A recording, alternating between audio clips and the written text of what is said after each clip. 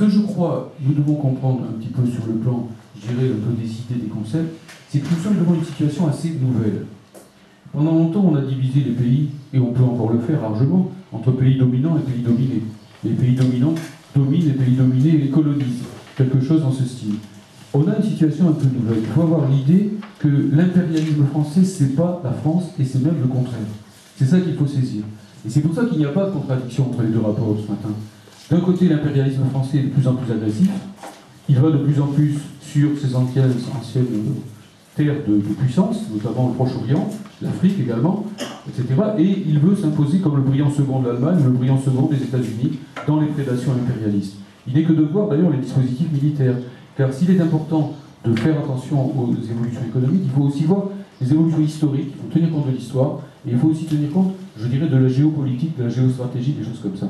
Et regardez par exemple ce que devient l'armée française. L'armée française, encore il y a quelques temps, avant Sarkozy, disons, eh bien, elle était essentiellement disposée autour des frontières. L'une des premières mesures du règne de Sarkozy, en 2007-2008, ça a été de démonter les garnisons de frontières. C'est-à-dire que donc, en gros, il n'y a plus aucune protection sur les frontières par rapport à l'Allemagne. Et d'autre part, l'armée française, maintenant, est complètement repositionnée, et son centre de gravité, ce sont les corps expéditionnaires. Elle est entièrement reformatée sur, premièrement, son intégration progressive dans la force armée européenne, et deuxièmement, dans les forces de projection à l'étranger. La langue de travail de l'armée française devient l'anglais. Des officiers de carrière eux-mêmes, qui pourtant sont de droite, d'extrême droite, etc., ont honte maintenant de travailler dans cette armée qui est de moins en moins nationale d'ailleurs, d'une certaine façon. Et effectivement, donc l'impérialisme français devient de plus en plus agressif. Ça, c'est certain, parce que tout simplement, le MEDEF besoin d'air, se projeter à l'échelle européenne, se projeter à l'échelle mondiale.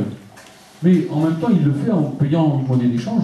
Et la monnaie d'échange qu'il paie pour véritablement donc s'imposer comme une force mondiale et comme une force européenne, c'est précisément le démantèlement de la nation. Et donc, comme tout à l'heure, Léon a cité Robert-Rue qui disait que la monnaie unique était antithétique du progrès social. Moi, je dirais que, en fait, en réalité, eh bien, l'impérialisme français devient de plus en plus antithétique de l'existence même de la nation. C'est vrai que c'est une contradiction extraordinaire quand on y pense. Et que quand, par conséquent, nous attaquons l'Union européenne, la construction européenne ou la construction atlantique, en quelque sorte, ou de l'Union transatlantique, comme on dit, ça ne revient pas du tout à, en quelque sorte, dédouaner, si l'on peut dire, la bourgeoisie française. Tout au contraire. Parce qu'au fond, je dirais, enfin, on a eu un petit débat récemment par Internet, il y avait une camarade qui me disait, est-ce que, finalement, dire que ce que fait le MEDEF à l'heure actuelle, c'est pire que ce que faisait Pétain, c'est pas pousser un peu loin le bouchon? Oui, du point de vue, évidemment, si vous voulez, des chambres à gaz, de l'extermination et tout ça, bien évidemment, on n'en est pas là. Mais, de notre côté, en revanche, il n'y a pas d'occupation de la France, à l'heure actuelle. Et néanmoins, la politique de la bourgeoisie française, c'est bel et bien de démanteler le pays. Je prends que l'exemple de la langue, qui est extrêmement frappant, si vous voulez. Il n'y a aucune armée étrangère qui nous impose une langue étrangère à l'heure actuelle. Mais on se l'impose à nous-mêmes, en quelque sorte. Il y a une espèce de basculement ici qui s'opère tous azimuts, et qui vient de qui? Qui vient du MEDEF. Qui vient du MEDEF, c'est Antoine Seillière, le baron Antoine Seillière, ou Ernest Antoine, je crois, qui a dit en 2003 donc, que l'anglais devait devenir la langue unique de l'entreprise et des affaires. Et ça se fait petit à petit. Il y a déjà 14% des entreprises de région parisienne qui travaillent en anglais, avec un stress extrêmement important des salariés, puisqu'il y a eu récemment une conférence de la CGC, CFE-CGC, sur le droit de parler français et de travailler en français en France. C'est quand même la moindre des choses, excusez-moi quand même. Donc à partir de là, si vous voulez, destruction de la nation par un impérialisme, au fond, les racines de classe, ce genre de choses, ne sont pas simplement dans les données économiques, la crise capitaliste, etc., mais dans les rapports de force de classe. Ce que je veux dire par là, c'est que donc il faut, bien entendu, avoir un œil sur l'économie, sur les forces productives, etc., mais il faut aussi et surtout se rappeler que pour finir, c'est la lutte de classe qui décide. Et donc, bon, Roger Sylvain n'est pas là, c'est bien dommage aujourd'hui, donc le camarade de la Régie Renault, il disait lui-même que, lui qui a travaillé à Renault Billancourt, on a surtout fabriqué des machines-outils. Donc c'était moins les voitures que les machines-outils. Et donc il rappelait le marché qui a été conclu entre l'Allemagne et la France, l'Allemagne bourgeoise et la France bourgeoise, donc Pompidou et Helmut Schmidt, en gros, dans les années 70. C'est-à-dire à la France, en gros, eh bien, les transports et la finance, le tourisme aussi, mais à l'Allemagne, l'industrie lourde, enfin, essentiellement, Et cela non pas seulement pour des raisons, tenez-vous bien, économiques, mais pour des raisons politiques, clairement politiques. C'est parce que la classe ouvrière française était trop turbulente, et on sortait de mai 68, ils avaient eu chaud, ils avaient eu très chaud. Ça a toujours été une raison de fond de la bourgeoisie française, ou auparavant des privilégiés de ce pays. Les privilégiés de ce pays, ça fait fort longtemps qu'ils ont toujours eu peur de leur peuple, qui a des caractéristiques diverses et variées, qui ne sont pas toujours positives, mais enfin, profondeur en tout cas. Et donc, rappelez-vous les émigrés de Coblence qui passaient dans l'armée des rois pour battre la Révolution française. Rappelez-vous donc Adolphe Thiers allant chercher Bismarck, faisant libérer les prisonniers allemands, les prisonniers français de la Prusse, pour écraser les communards, qui eux par contre défendaient l'indépendance du pays, où bien entendu, évidemment, tout à l'heure Léon l'avait dessiné un petit peu ce qui s'est passé pendant la Deuxième Guerre mondiale. Rappelez-vous le titre du livre d'Annie Lapoirise. Donc ici la partie historique en fait de la réflexion, le choix de la défaite. Le choix de la défaite. Car la défaite de 40, elle n'a pas été simplement une défaite militaire, elle a été préparée. Annie Lapoirise le montre dans les détails, avec des textes hallucinants. Hallucinant de véritable... la façon dont la classe ouvrière française s'est littéralement mis à genoux devant Hitler à cette époque-là. On n'est pas évidemment dans les mêmes conditions. Je dis simplement que les traits, disons, antinationaux de la bourgeoisie française se sont creusés depuis cette période-là. C'est ça qu'il faut, je crois, avoir en tête. Alors, d'autres réponses ont été apportées.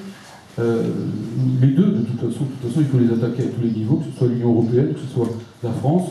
Je ne dis pas que tout se passe à Bruxelles. Je suis tout à fait d'accord avec l'idée que d'ailleurs beaucoup de choses viennent tout simplement des gouvernements nationaux qui les font valider à l'échelle supranationale, ça c'est tout à fait vrai. L'échelon supranational pour autant a sa propre existence, sa propre consistance, avec donc l'influence des lobbies qui est extrêmement grande à Bruxelles, etc., etc. Je suis désolé peut-être de répondre aussi rapidement, il aurait fallu que je réponde sur l'Allemagne aussi, sur le lien entre France et Allemagne, sur l'austérité. Bon, l'austérité, de toute façon, elle va, à mon avis, pleuvoir. On verra vite d'ici qui a raison. Je souhaite avoir tort, bien entendu. De toute façon, sur le lien France-Allemagne, entendu, oui, bien sûr, l'axe franco-allemand est un axe dominateur. La France impérialiste veut, en effet, je dirais être le brillant second de l'Allemagne, il faut tailler des croupières au peuple du Sud.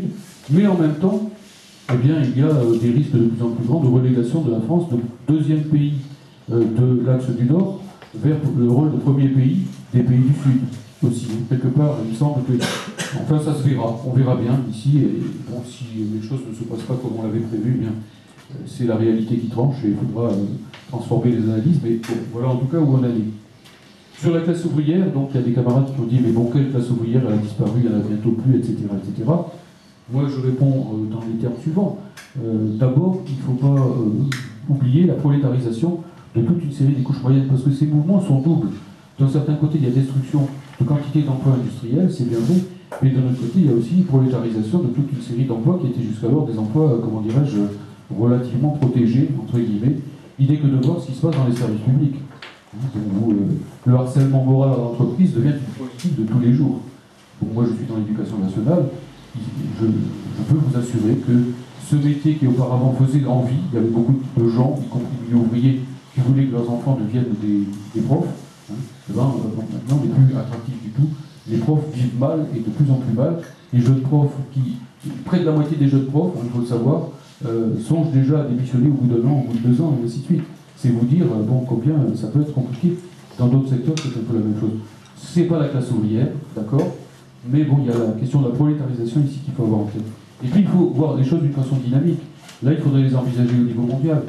Lorsque les Chinois vont de plus en plus se battre, comme ils le font d'ailleurs sur les salaires, les ouvriers chinois, bon, eh bien, les questions ne se poseront plus dans les mêmes termes. Si la classe ouvrière a été mise en position défensive dans nos pays depuis des années et des années, c'est aussi parce que le capital avait les moyens d'exporter des usines à l'étranger pour exploiter les gens à très bas prix. Une bonne partie de la réponse est internationale, c'est-à-dire l'internationalité du prolétariat. C'est aussi les luttes dans le tiers-monde, les grèves en Roumanie, les grèves en Chine, même si elles ne sont pas encore à un niveau suffisant, eh bien, c'est aussi un peu l'avenir de la classe ouvrière en France, également. Mais même au-delà de ça, moi je crois qu'aussi on doit donner des réponses politiques.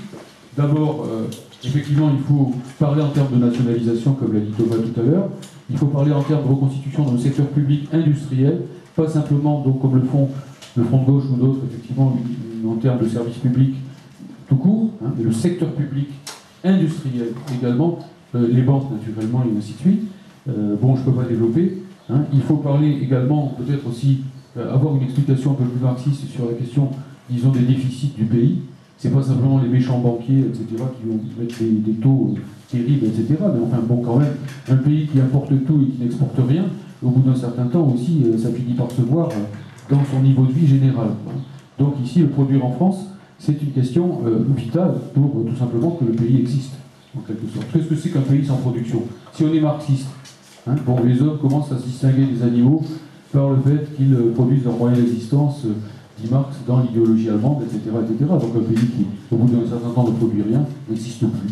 Il y a ici une question, je dirais, de suicide, en quelque sorte, qu'il faut avoir en tête.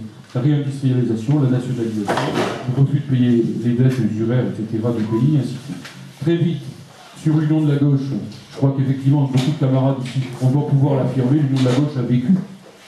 Je crois que d'ailleurs, même le PCF est obligé petit à petit d'en convenir à demi, quoi, en quelque sorte.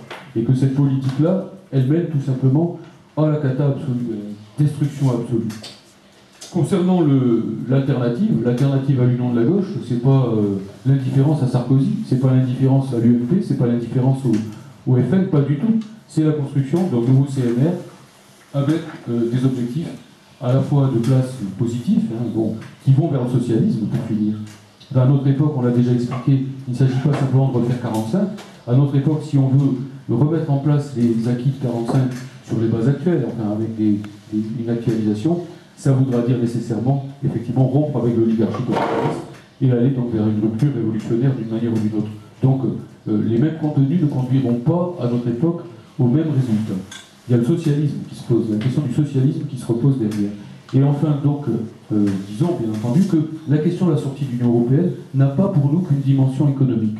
Même si tout ce qu'a dit Léon est tout à fait juste et qu'on a quand même un argument massue à donner ici, à savoir, bon, est-ce que si on sort de l'euro, ça va être dramatique? Bon, eh bien, regardez les Grecs, ils ne sont pas sortis de l'euro, et est-ce que c'est pas dramatique? Vous voyez, enfin, ce jeu de mots que nous faisions en un temps et qui se vérifie. C'est-à-dire que c'est pas si on y reste, on s'en sortira pas, c'est si on n'en sort pas, qu'on y restera. Hein, quelque chose dans ce style, en quelque sorte. Concernant maintenant aussi le front de gauche, bon, il faut avoir là aussi une position déliée, souple, hein, dialectique. Je pense que c'est ce que nous avons essayé d'avoir. C'est-à-dire qu'on sait bien que c'est une tentative, pour une part, de liquider les forces communistes, de les dissoudre dans une sorte de magma. Hein. C'est aussi une manière, effectivement, de maintenir la contestation sociale dans le cadre de l'Europe. L'Europe est à nous, l'euro est notre monnaie, etc. Et en même temps, c'est aussi un moyen, ça a été quand même, notamment dans la première partie de la campagne de Mélenchon, un moyen de dynamiser aussi les luttes. Ce n'est pas rien quand il y a 100 000 personnes qui manifestent à Paris et qu'en plus il y a des drapeaux rouges et des drapeaux tricolores. On ne va pas bouder ça, on serait des sectaires bornés si on n'y allait pas. Mais on n'y va pas pour défiler derrière leur slogan, on y va pour diffuser notre matériel et discuter sur nos bases. Bon, bah, je crois que c'est la bonne position. Et après, c'est pas par rapport aux gens. Tous ceux qui sont là-dedans, tous ceux qui sont dans ces mouvances, sont nos frères de lutte, nos frères de classe, a priori. Et donc, la juste position, c'est quand même maintenu, sans avoir la moindre exclusion sur, notamment ce que tu as dit, ce qui est tout à fait vrai, c'est-à-dire que, attention camarades, hein, c'est pas le parti de gauche qui est l'ennemi principal à abattre et ainsi de suite. Moi, je peux témoigner que dans le Nord-Pas-de-Calais, eh bien, effectivement, c'est le PCF qui a joué le rôle de la force la plus à droite au sein du front de gauche. Hein. C'est une réalité, hein. Aussi triste que ce soit, mais c'est quand même quelque chose qu'il faut bien avoir en tête. Maintenant, voilà, il faut aussi ne pas confondre la base avec le sommet, sinon on oublie le b.a.-ba de notre pratique politique marxiste. Pour finir, moi je conclus sur ce qu'ont dit les camarades, bon, enfin, de la classe ouvrière qui sont intervenus ici d'une façon ou d'une autre. Je pense que quand même ils ont bien raison sur le fond. L'essentiel, c'est quand même bon, de ne pas perdre de vue l'expérience historique, la trahison du Parti socialiste, qui est déjà dans les faits, hein, qui ne va pas être long à se démonter, cette chose-là. C'est la nécessité d'aller aux entreprises, de reconstruire une avant-garde, d'être proche des travailleurs, d'être proche de leurs revendications, d'aller aux boîtes. Bon, si par exemple, comme on l'a dit 1000 fois, dans chaque ARC, on prenait la plus grosse boîte du département et qu'on aille toujours à cette boîte-là, sans arrêt, discuter, pour finir on fasse, quand c'est dur, un débat avec eux, et donc voilà comment on avancerait réellement et comment on créerait réellement les liens avec le parti, avec la classe ouvrière. Le jour où on